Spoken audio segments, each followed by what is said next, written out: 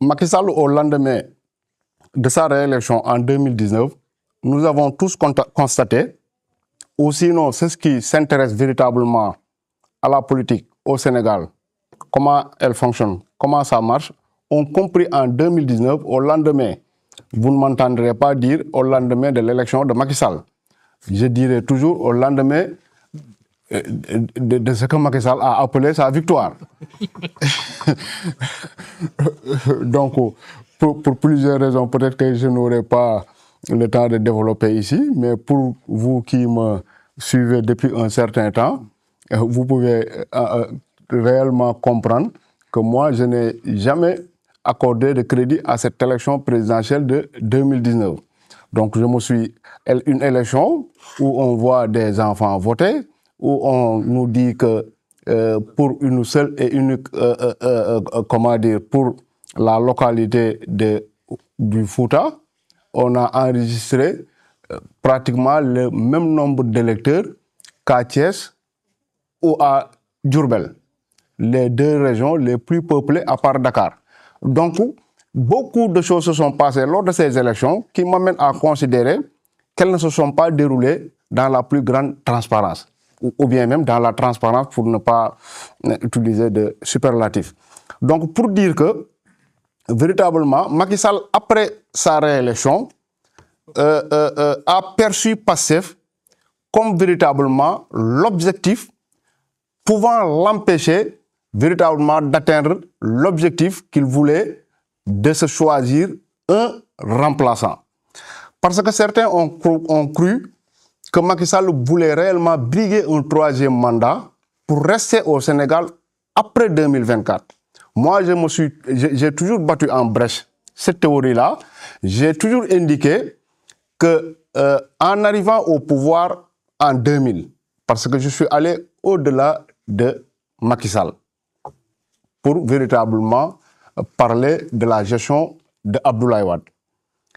Abdoulaye Wade, quand il est arrivé au pouvoir en 2000, presque il avait officiellement 74 ans. À un moment, il était ici à Paris. Il était même découragé. Ce sont les Abdoulaye Bathily, les Ahmad Dansokho et autres qui l'ont convaincu de revenir au Sénégal et de participer à l'élection présidentielle de 2000. Maintenant, quand Abdoulaye Wade a remporté l'élection présidentielle et qu'il a commencé à dérouler, il s'est dit que, quelque part, et bof, il ne s'est pas dit, il l'a dit de façon vraiment très audible, qu'il voulait que les libéraux fassent 50 ans à la tête de l'État du Sénégal. Vous comprenez qu'en 2000, donc j'ai parlé tout à l'heure, parce que ça aussi, c'est une incongruité de la politique au Sénégal. Parce qu'ici en France, on vous dira que les communistes et les socialistes sont de gauche. Et que on peut s'attendre à ce qu'il y ait des affrontements ou bien une certaine compétition entre cette gauche-là et la droite. Mais au Sénégal, il y a des partis politiques qui se disent de gauche et qui ont passé tout leur temps à combattre le Parti socialiste. C'est le cas du PIT, c'est le cas de la LD, c'est le cas également de l'autre parti-là, AJ. Donc, je ne sais pas si vous avez fait le constat, mais ce sont des partis qui se disent de gauche, mais qui ont passé des décennies à combattre le Parti socialiste et qui ont fait qu'Abdoulaye Wade est arrivé au pouvoir. Maintenant, quand Abdoulaye Wade est arrivé au pouvoir, il s'est dit que ces socialistes-là, il faut qu'on s'en débarrasse une bonne fois pour toutes, puisque 40 ans, ils ont géré le pays. Maintenant, ça doit être le règne des libéraux. Si on ne comprend pas ça, on ne peut pas comprendre comment la politique au Sénégal marchait. Certains ont pensé que Macky Sall voulait briguer un autre mandat pour rester à la tête du pays après 2024. Alors qu'en réalité, ce qui intéressait Macky Sall, c'est de se présenter pour un troisième mandat et d'entraîner tous ces partis dits de gauche à la débâcle. C'était ça véritablement son objectif. Maintenant, si tous les partis de gauche sont envoyés à la retraite, il va sans dire qu'il y a quelqu'un pour qui Macky Sall est en train de baliser la voie. Et cette personne-là, c'est pratiquement à quelques semaines, je dirais, ou bien à quelques jours de l'élection présidentielle de 2024, que les Sénégalais l'ont su. Que les Sénégalais l'ont su. La candidature de Ousmane Sonko a été invalidée. Rien ne s'est passé au Sénégal. Les gens se sont même dit que Macky Sall, en invalidant la candidature de Ousmane Sonko, veut inciter les jeunes à descendre dans la rue et ainsi profiter de ce chaos-là pour davantage rester au pouvoir, non pas pour un autre mandat, mais pour une période de transition qui lui aurait permis véritablement de mettre en avant le candidat pour lequel il s'est longtemps battu. Je dois dire que avant cet ouvrage, j'avais déjà écrit un autre livre, un autre ouvrage, un décryptage, une analyse, dans laquelle j'expliquais qu'en réalité, les libéraux qui se disent en opposition sont en réalité de connivence. Ils incarnent le pouvoir et incarnent en même temps l'opposition. J'ai dit dans le livre, j'explique dans le livre ce que j'appelle le triangle libéral.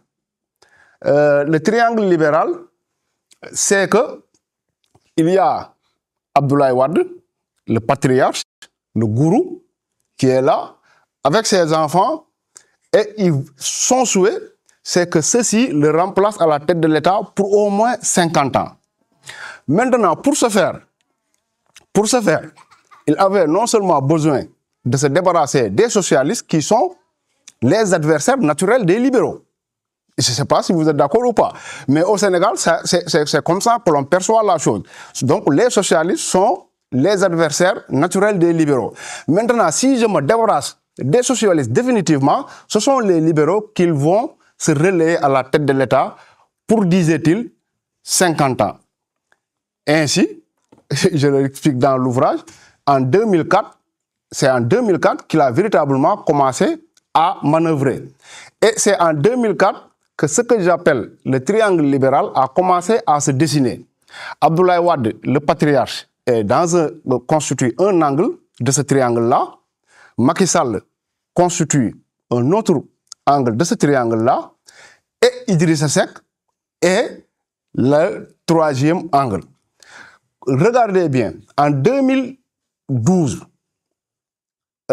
déjà, quand il s'est agi d'élire un nouveau président de la République, en 2012, Idrissa Seck a passé tout son temps à la place de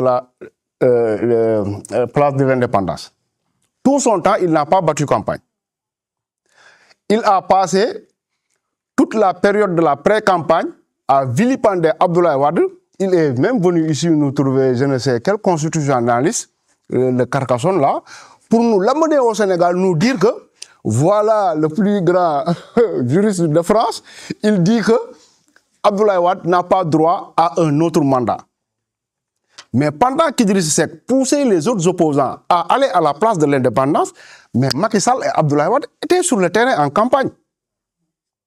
Et c'est la même chose qui s'est passée en 2019. Pendant qu'Abdoulaye Wade appelait à brûler les urnes, Idrissa Seck et Macky Sall étaient en campagne. Je ne sais pas si vous avez fait le constat.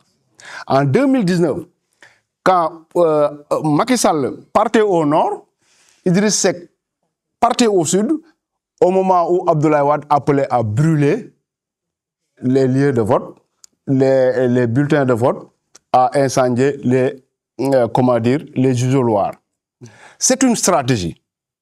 Le triangle libéral, les deux vont à l'élection, l'autre se charge de divertir les opposants, plus particulièrement. Parce que en 2012, quand Idrissa Seck se battait à la place de l'indépendance, disant que l'élection ne peut pas avoir lieu puisque Abdoulaye Wade n'a pas droit à un autre mandat.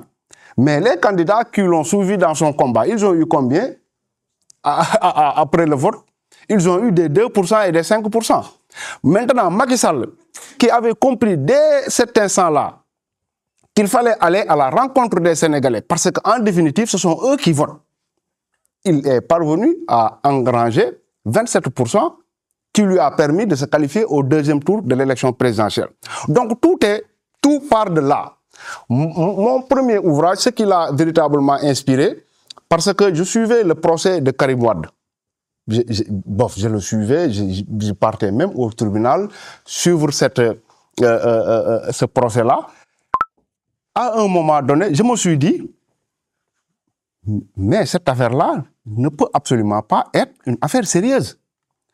Vous vous rendez compte, le procureur de la CREI, il organise une conférence de presse, il nous donne les noms de 25 responsables libéraux qui auraient mis le Sénégal en faillite.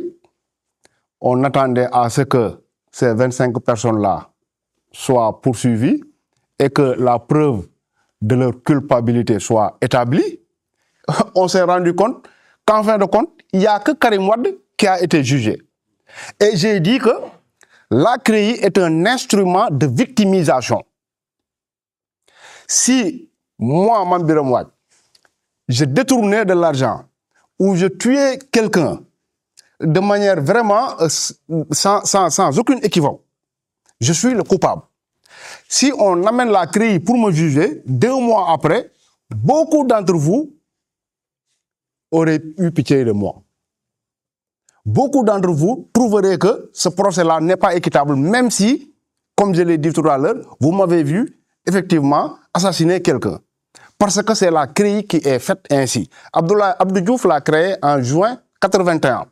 Il venait d'arriver au pouvoir, il n'était pas politicien. Senghor l'a parachuté devant des ténors comme Moustapha Agnès, comme Djibo Leyti Ka. Il a voulu avoir un instrument lui servant véritablement, pouvant lui permettre véritablement de ferrer ou bien de tranquilliser ces barons socialistes-là devant qui Senghor l'a parachuté. C'est dans ce contexte-là que la CREI a été créée. De 81, juillet 81 à 2012, quand il s'est agi de juger Karim Wade, la CREI n'avait eu à faire que dans 3 dossiers. Et ceux qui étaient même incriminés, je crois bien qu'ils n'ont pas été en définitive condamnés. Donc pour dire que pendant plus de 30 ans, cette CREI qui était en train de dormir, Macky Sall savait très bien qu'en l'utilisant contre Karim Wade, il allait en faire une victime. Et pourtant, je l'ai dit, je l'explique dans le livre, ce que Karim Wade a fait au Sénégal, la CREI ne l'a pas établi. Je donne juste l'exemple, et je l'écris dans l'ouvrage, de l'aéroport de Diass. L'aéroport de Diass, c'est Abdoulaye Wade qui a signé en 2005 un décret pour dire que nous voulons construire un nouvel aéroport qui sera financé non pas par des aides, mais par ceux qui vont passer par l'aéroport de Dakar. Ainsi, il dit dans le décret que tout passager qui quitte l'aéroport Léopold Sédar Senghor, parce que c'est lui qui existait autant, tout passager qui passe à l'aéroport pour quitter le Sénégal, on ajoute 30 € sur son billet d'avion. Ces 30 € sont récupérés et versés dans un compte séquestre qui était établi ici, je pense à Lyon ou quelque chose du genre. C'est ce qu'on nous avait dit. Le décret a été modifié en c'était en 2005. Ça a été modifié dans un premier temps en 2008. C'est passé de 30 € à 45 €. Tout passager qui passe à l'aéroport, sur son billet d'avion, il est ajouté 45 € qui vont directement être versés dans un compte, et on nous disait que les montants qui seront ainsi accumulés permettront la construction du nouvel aéroport de Dakar. Vous vous imaginez, de 2005 jusqu'en 2019, de 2005 jusqu'en 2019, tout passager qui est passé à l'aéroport de Dakar a payé soit 30, soit 45. En 2011, le même décret a été modifié et cette redevance est passée de 45 à 54 euros. À 54 euros. Quand moi j'ai fait mes investigations, il se trouve que chaque année, mais c'est des milliers et des centaines de milliers de passagers qui passent à l'aéroport. Vous vous imaginez, pendant 14 ans, tous les jours, chaque passager qui passe à l'aéroport laisse là-bas au minimum 30 euros. Où est cet argent-là? Vous ne retrouverez nulle trace de cette affaire-là dans le jugement rendu par la CREI. Personne n'en a parlé. Tout comme on n'a pas parlé, mais des cocotiers, Karim Wade nous a dit qu'un arbre, ça nous a coûté presque 1 milliard. Un arbre. Mais rien de tout ça n'a intéressé la CREI. Tout ce qui importait cette CREI-là, c'est de victimiser véritablement Karim Wade, en faire l'agneau du sacrifice. Et Macky Sall, non content d'avoir, certains disent, ressuscité la CREI, non content d'avoir ressuscité la CREI, il est allé même jusqu'à limoger le procureur de la CREI en pleine audience. En pleine audience. Donc pour dire, et je pouvais être là à expliquer, à donner davantage de détails sur les méfaits que Karim Wade a fait et dont il n'a pas été poursuivi au finish. Pour dire que cette Karim Wade-là, plutôt, c'était un lapsus, il n'y a rien derrière. Il n'y a rien derrière, c'est juste un lapsus, quoi. Donc, ce Karim Wade-là, vous avez tous constaté, j'ai dit tout à l'heure que quand la candidature de Karim Wade a été invalidée, rien ne s'est passé. Mais quand celle de Karim Wade a été invalidée, qu'est-ce qui s'est passé? Macky Sall a annulé l'élection. Ah, vous avez oublié. Quand la candidature de Karim Wade a été invalidée, Macky Sall a annulé tout bonnement l'élection. Donc, ce que je disais, parce que pour moi qui ai écrit en 2016 que les libéraux sont tous ensemble, en 2016, avant même l'élection présidentielle de 2019, j'avais dit que Maître Abdoulaye Wade ne participerait pas à cette élection, il reviendrait de France appelant à saboter, appelant à boycotter le scrutin. Je l'ai écrit en 2016, dans mon premier ouvrage. Donc quand en 2019, il n'a même pas attendu de rentrer au Sénégal pour appeler au sabotage des élections, qui était surpris? Tout le monde sauf moi. Je n'étais pas surpris, tout comme je savais qu'il n'allait pas soutenir Ousmane Sonko en 2019. Et pourtant, si Abdoulaye Wade était réellement en contradiction avec Macky Sall, mais le règne de Macky Sall allait se terminer en 2019. Tout le monde le sait. Abdoulaye Wade, avec peut-être, je ne sais pas, il continue toujours à garder une certaine popularité et une certaine influence. Donc certains disent même que quelle que soit l'élection, le Parti démocratique sénégalais parvient toujours à rassembler au moins 500 000 voix. On le dit. Donc, c'est quelque chose que peut-être le PDS doit à Maître Abdoulaye Wade.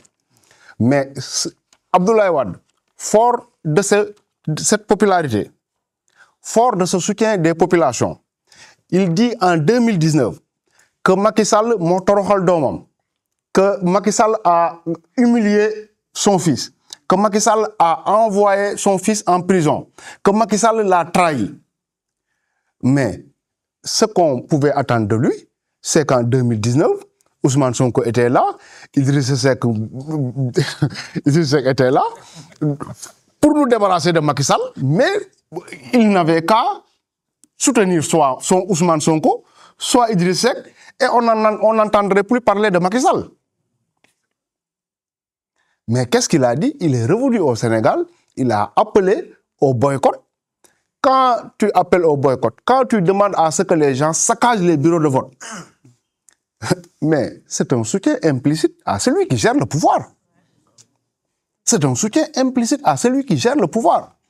Maintenant, c'est également comme ce qui s'est passé aux élections législatives de 2022. Quand moi je suis arrivé à un plateau, c'était l'émission Grand Place, je participais jusqu'alors à cette émission-là. Donc on vient comme ça, on nous dit que durant la nuit, Yewwi Askan Wi et Wallu Askan Wi ont créé une intercoalition. J'ai dit qu'une erreur ne peut pas être plus grande que celle-là. Je l'avais dit. Pourtant, à l'émission, quand je tenais ces propos, il y a des amis qui m'ont interpellé pour me dire « Mais l'opposition qui se réunit, tu dis que ce n'est pas une bonne idée. » Je dis non, ce n'est pas l'opposition qui se réunit. Il y a l'opposition, mais il y a également une autre position.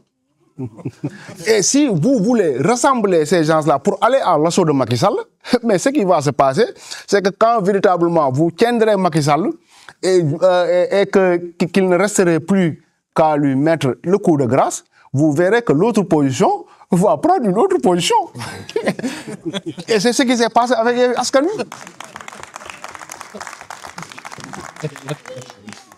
Et c'est ce qui s'est passé avec Yewwi Askan Wi.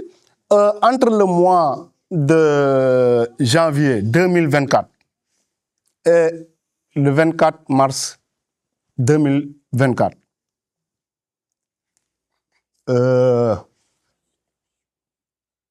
je ne parlerai même pas de la levée de l'immunité parlementaire de Ousmane Sonko. Ça s'est déroulé bien avant. Mais il y a des projets de loi que, comment dire, Benno Bokk Yakaar, avec ses 82 députés, ne pouvait pas véritablement faire passer. Il a fallu que Wallu Askan Wi, que Yewwi Askan Wi a aidé à avoir 27 députés, aillent s'allier à Benno Bokk Yakaar. Ou bien vous avez oublié ça? Ça s'est passé il n'y a pas longtemps. Donc quelqu'un m'a dit que nous avons constaté que votre ouvrage, vraiment dans les 2 premières parties, vous faites beaucoup de développement, vous donnez beaucoup de détails, mais on sent qu'à la fin, le texte est plus ou moins saccadé, que vous allez, comment dire, que l'écriture est rapide, que les événements se sont succédés à un tel enseigne que quelque part on pourrait ne pas s'y retrouver. J'ai répondu que entre mars 2023 et mars 2024, prenez le temps de voir tout ce qui s'est passé au Sénégal. Cette année-là, uniquement, tout ce qui s'est passé au Sénégal. Les événements se sont succédés à un rythme que même nous, on se perdait dans nos analyses. Parce que, je prends l'exemple de la journée du mercredi 6 mars 2024. Mercredi 6 mars 2024. Qu'est-ce qui s'est passé? Je ne parle pas de 1990, hein, je parle du 6 mars 2024. Non, les élections, c'est février. Mais en une journée, on a voté la loi d'amnistie. En une journée, on a voté la loi d'amnistie. En une journée, en cette même journée-là, Macky Sall a accepté que l'élection se tienne le 24 mars. Le 24 mars, oui. En une seule journée, les députés se sont retrouvés à l'hémicycle pour voter la loi portant amnistie. Le même jour, le porte-parole de la présidence a fait un communiqué annonçant aux Sénégalais que la date de la présidentielle a été fixée au 24 mars. Donc, pour dire que dans une seule journée, vous avez vu tout ce qui s'est passé. En une seule journée. Donc, pour dire que cette journée est à l'image des 2 ans passés qu'on a vécu au Sénégal. Les injustices, en tout cas, tout ce qui suivait l'actualité au Sénégal ont compris, on avait constaté véritablement qu'on était même sorti dans ce qu'on pourrait appeler une république.